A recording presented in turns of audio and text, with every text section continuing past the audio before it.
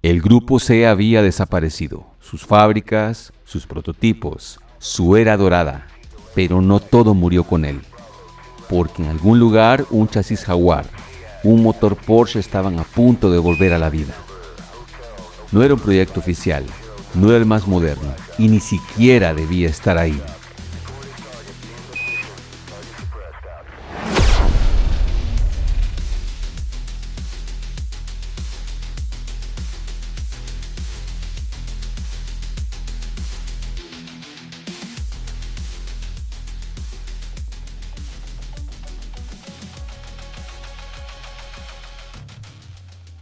Nos regresamos a Europa, ahora a Le Mans, con un coche extraño, una combinación cuanto menos atípica. TWR es un equipo que ya mencionamos en el video del Jaguar XJR9, el depredador de Porsches. El equipo tenía una relación con Jaguar de larga data. Irónicamente, este equipo usó un motor Porsche y un chasis Jaguar para construir a nuestro engendro. El proyecto nació del deseo de Porsche de seguir en la máxima categoría de la resistencia que tantas satisfacciones le había dado con los Porsche 956 y 962 en la época del Grupo C, pero sin asumir demasiados riesgos económicos.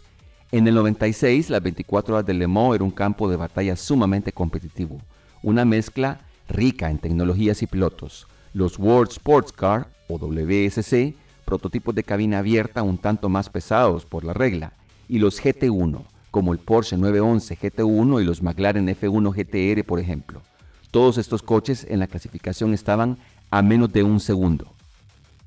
Ahora bien, todo comenzó realmente antes, en el 95, cuando Fábrica, Porsche, aprobó el proyecto de un coche que competiría en el campeonato estadounidense de la IMSA, en la categoría de Sports Car. De hecho, la categoría se llamaba Le Mans WSC, también elegida como la máxima categoría de la ACO, quien es el organizador de las 24 horas de Le Mans.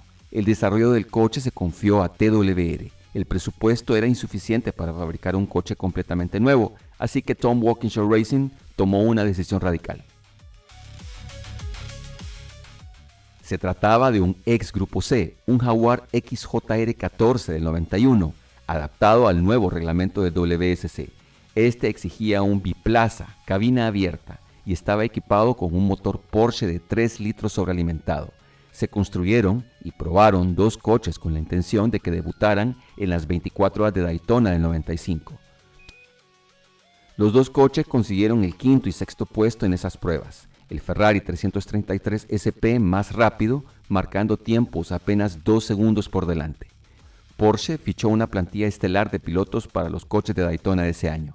Entre estos se encontraban Mario Andretti, piloto del cual tenemos video, el ex Fórmula 1 Thierry Boutsen y Hans Stuck.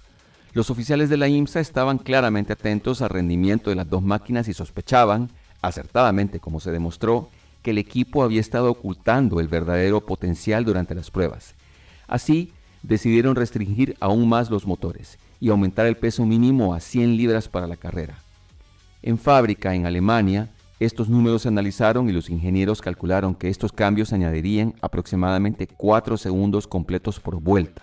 Esto dejó a los coches sin opciones reales de la victoria y fueron retirados tanto de Daytona como para el plan de correrlos en Sebring. Nuestro protagonista no debutó en el 95.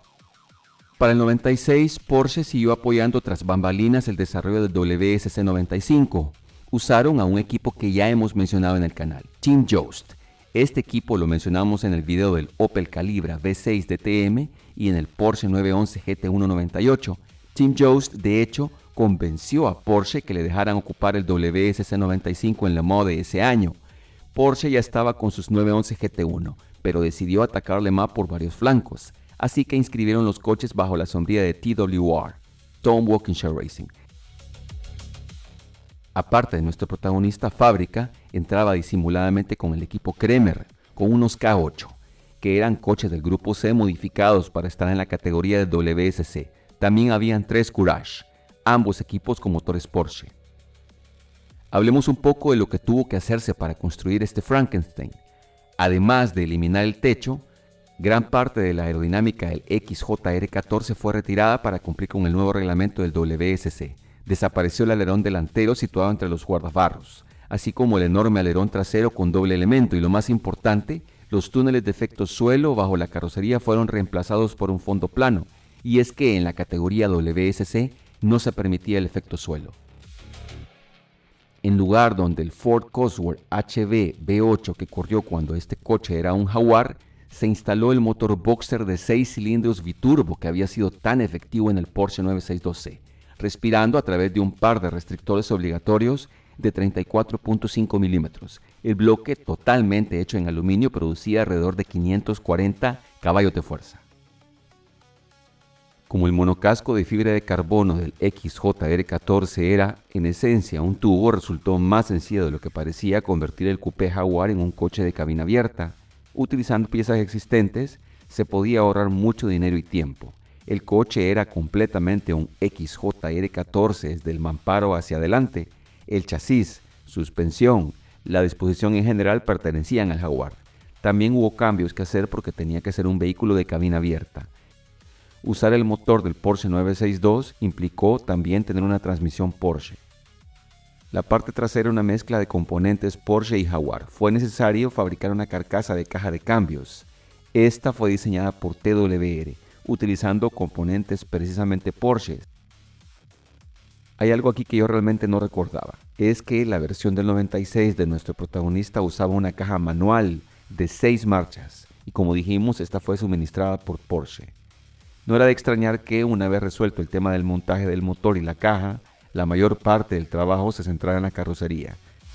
No era tan sencillo como atacar los pilares A con una sierra. Había que quitar el techo, eso era una cosa. La clave del Jaguar eran los grandes túneles bajo el suelo, a ambos lados del motor. Estos generaban la carga aerodinámica mediante el efecto suelo. Sin embargo, el reglamento de la WSC para nuestro protagonista exigía un fondo plano para limitar la enorme carga aerodinámica generada por el suelo. Como resultado, el nuevo TW Porsche era, desde el punto de vista aerodinámico, una máquina mucho más sencilla que el Jaguar. Aunque la carrocería era completamente nueva, si se fijan hay algunos detalles sutiles, como los guardabarros delanteros, que sí me recuerdan a un Jaguar XJR14. Sigamos hablando de la parte técnica, hay más que hablar. El motor era un Porsche, ya lo hablamos. Este era enfriado por agua, turbocargado. Todos los Porsches que mencioné, los TWR, los Courage, los Kremer, usaban el mismo motor. Era uno de 3.0 litros, el tipo 935, un flat 6. Aquí voy a corregir un tema que suele decirse por equivocación. Se menciona en ocasiones que los Porsche de fábrica, los 911 GT1, que debutaban ese año en Le Mans, usaban el mismo motor, pero lo cierto es que estos ocupaban el tipo 935, pero era de 3.2 litros. Esto traía por supuesto más potencia que nuestro protagonista, pero el de nuestro protagonista, al ser de menor potencia, consumía menos combustible. Esto le daba una ventaja. Los WSC ese año tenían por regla usar unas llantas un poco más anchas que los GT1. Esto compensaba un poco el desempeño. Los frenos de nuestro protagonista eran firmados por Brembo. El peso, unos 890 kilogramos.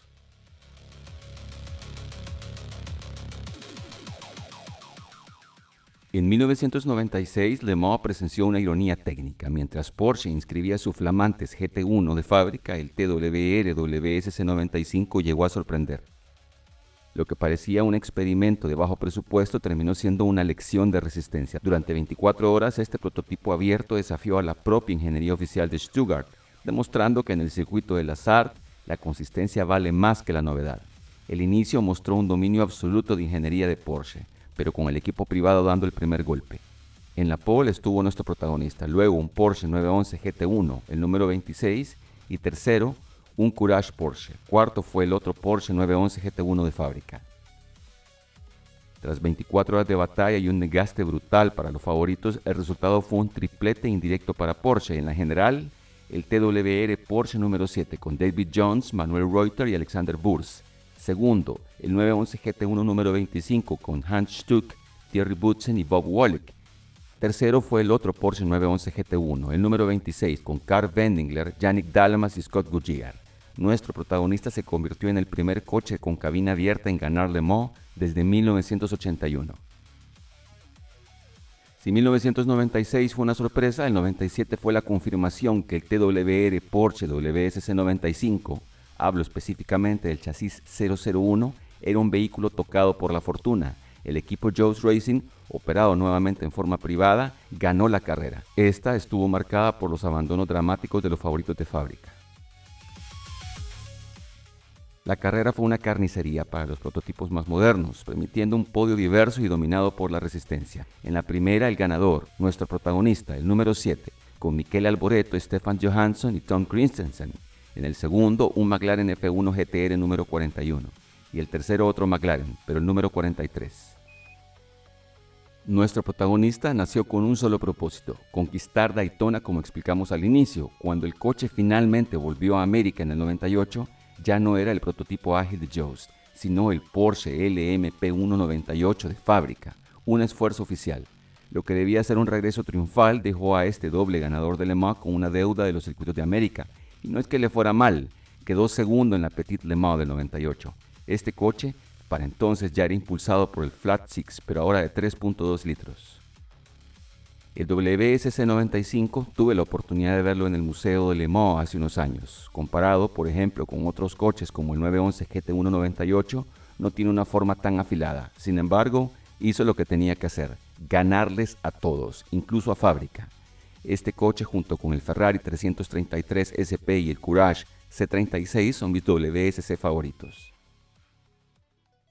En una era donde el futuro ya había llegado, donde los GT1 marcaban el camino, un coche del pasado con alma de Grupo C llegó a Le Mans y les recordó a todos cómo se gana. 2 veces. El Porsche TWR WSC 95. Resistencia pura. Con esto cerramos este capítulo para esta semana. Gracias por haber llegado hasta acá. Nos vemos el otro domingo con otra historia del deporte motor. Speed Lab 27. Cambio y fuera.